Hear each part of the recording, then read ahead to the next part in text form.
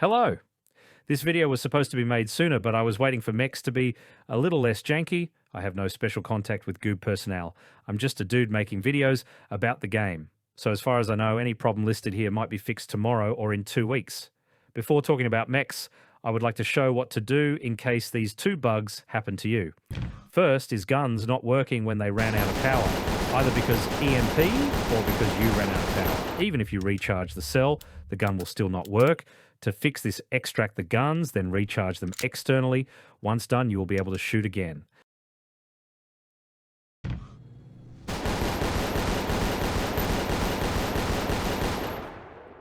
Second, if the camera starts to do weird stuff when you change grid, exit and re-enter the mech. These are all the mechs you might see in game. I will cover crew first, then ANTAG and finish with Admeme. All crew mechs will have high capacity batteries. Ripley A.P.L.U was already in game, so you might be familiar with it. It's used to haul crates around. The important part here is that it is the only mech that's not airtight. That means you will take damage if the room is spaced. The MK.2 version is slower than normal Ripley, but this one will protect you from space. However, despite this, the MK.2, unlike the rest of mechs, cannot fly in space, so try to stay indoors. Ripley MK.2 unarmed attack does 20 blunt damage. Next mech is Clarke. This one is used by salvage. The exosuit kinetic gun does 30 blunt a shot and 35 structural. The diamond tip drill does 6 damage in each blunt type and 60 structural a hit. The normal version does 3 in each blunt type and 40 structural damage a hit. The kinetic accelerator consumes 5% power per shot and shoots faster than a normal kinetic accelerator. Clarke unarmed attacks do 26 blunt damage. Mining drills are not only useful to mine, the high structural damage means they will bust trough walls and airlocks incredibly fast, even more so if you use the diamond tipped one. Clarke is also the fastest mech in the game. Normal crew will not be able to outrun you. Mechs don't consume energy if they use normal punches or melee modules, but they cannot wide swing. Wide swinging as mech does no damage. Next will be the mech you're probably already familiar with, the Gygax. It can walk somewhat fast, but you won't catch up to anybody that can run at normal speed. Gygax punches do 25 blunt damage. It is here where I would like to show how easy mechs can bust down airlocks. Since we are looking at a combat mech, let's see all guns crew can make. First is the CHPD Disabler, a mech version of normal Disabler. Pretty bad if you ask me. Mech projectiles in general are janky and hard to hit. Using a mech to arrest titers, not very effective anyway. Next is Ultra AC2. Shoots the same caliber as L6 saw, consumes little power, but the fire rate is kinda bad. The Scatter Shot is a shotgun. However, the problem is that it consumes a whooping 9% power to shoot every pellet. Too much, in my opinion. In terms of energy efficiency per shot, the Ultra AC2 is better. Next, we are covering the 3 mech lasers. Fire Dart does around 14 heat damage and consumes 4% battery a shot. Solaris does around 17 heat damage and consumes 6% battery a shot. The ZFI Immolation Beam does 28 heat damage and consumes 9% battery a shot. The Hades Carbine is actually a shotgun that uses fire pellets. Just like normal shotgun, it consumes 9% battery a shot. This one is more worth since it sets people on fire. Last is the Tier 3 Armory Gun for mechs, the SRM-8 Light Missile Rack. I'm going to be honest, it sucks. Direct impact from missile will only do 37 damage. I know that explosive damage is a separate damage type, but even then the damage still sucks. Next mech is the crew heavy mech, the Durand. It is obviously slower than the Gygax, but it has way more armor. A punch from a Durand will do 40 blunt damage. This mech will destroy airlocks in 3 hits. Mechs reduce damage dealt to people inside of them. Robust Toolbox does 20 blunt. Being hit while on a Ripley will do about 9 damage. Mark II Ripley will be about 3 damage. Clarke will be about 6 damage. Gygax will be about 4 damage. And Durand about 2 damage. Now for Mech Tankyness, I will use an L6 saw. Look at ammo counter to see how much shots it takes to destroy each crew mech.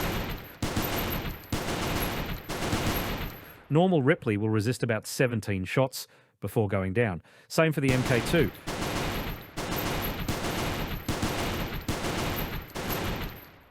Clarke will resist 15 shots. Gygax will resist 16 shots.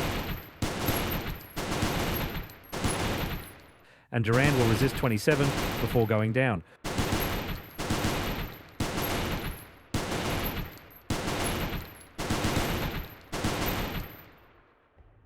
Remember, all mechs can be repaired instantly with a welder.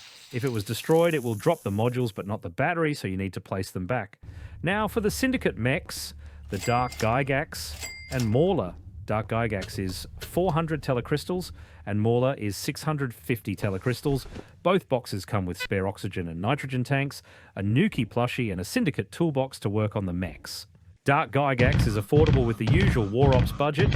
It's much faster than the normal version. Both mechs are powered by hyper-capacity cells.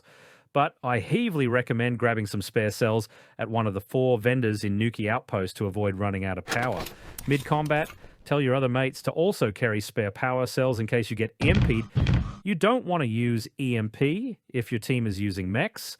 If you are worried about stun cuffs, buy Freedom Implant is better than disabling your teammate mech in battle. Dark Gygax come with 2 unique weapons, the Exosuit Chainsword and the PX Tesla Cannon. The Chainsword does 15 pierce damage and attacks very fast, but remember, pierce is one of the most resisted damage types. The Tesla Cannon will shoot a mini Tesla ball that will shock nearby people and release lightning after disappearing. A direct impact does about 14 pierce, but the electric shock won't affect people with insulated gloves. A Dark Gygax punch does 30 blunt damage, meaning that the Chainsword has higher DPS. It will bust down airlocks in 3 hits. Next will be the Mauler, and oh boy, this mech is an absolute menace. This thing is pretty much the equivalent of a tank. This mech comes with a new gun, the BRM-6 missile rack. This time the missiles actually hurt, and they hurt a lot. Missiles are likely to space tiles, and they will do 160 damage on direct hit. Each missile will consume 6% power. Don't let the happy trigger, I kill my whole team, with a China Lake Nuki use this thing. Mech aiming is janky, and sometimes it will shoot the projectile to where you're walking instead of where you're aiming. Stay still before shooting missiles, and you should be good. All mechs besides the Ripleys can fly in space, so you could do artillery runs to soften the target before entering. Make sure to not hit yourself with the explosions. Those will hurt you as much as they hurt crew. Mauler punches do 50 damage each, killing in 2 hits. That means normal punches have more DPS than Chainsword. Not by a lot, but remember, Pierce is usually resisted by crew. Also, doing so much blunt damage means you will give people really fast. If making Specimen horizontal is not enough for you, or the captain implanted the disc, give them a few smacks to make them remember why you don't get near the big bad murder machine. Mauler will destroy airlocks in 2 hits and obliterate normal walls in 1 hit. If you need to breach into AI, just punch your way through. Dark Gygax will resist 20 L6 shots. The pilot will take 43 pierce damage. Mauler will resist 53 L6 shots.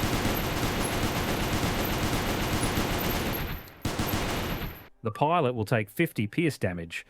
Now we will cover the Admeme mechs. Our first mech is the Marauder, and it's used by ERT. This one comes with another unique gun, a mech version of the pulse rifle that uses 3% of cell power per shot. The pulse rifle does 35 heat damage per shot. A Marauder punch does 40 blunt. The Marauder will resist 60 L, 6 shots before going down.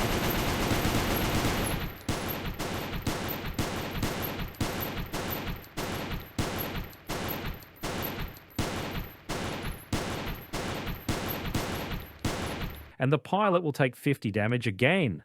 And last one is the Seraph. This thing is indeed the last thing you will ever see. Piloted by the members of the Death Squad, unlike the Cindy and ERT mechs, this one come with an antique power cell. This one is self-recharging, meaning it will never run out of power. The mech is, of course, quite fast, so you will have a hard time running away from it.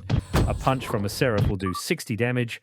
For guns, it's basically the same as a Mauler, except that the Tesla gun is replaced by a pulse rifle.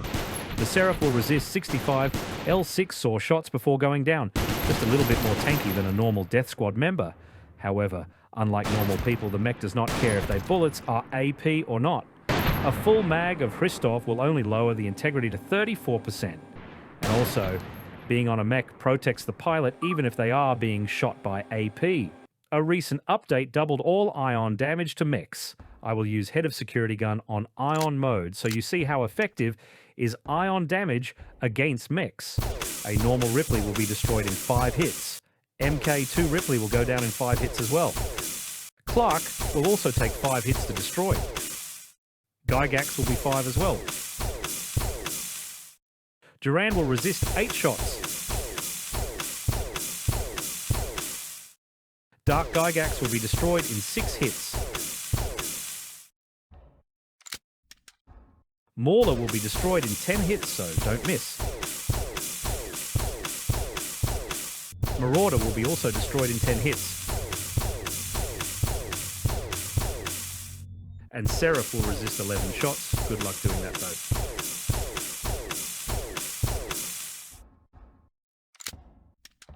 Sorry for the video being this late. I really wanted mechs to be less buggy before showcasing them.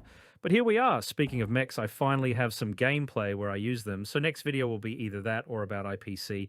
See you next time.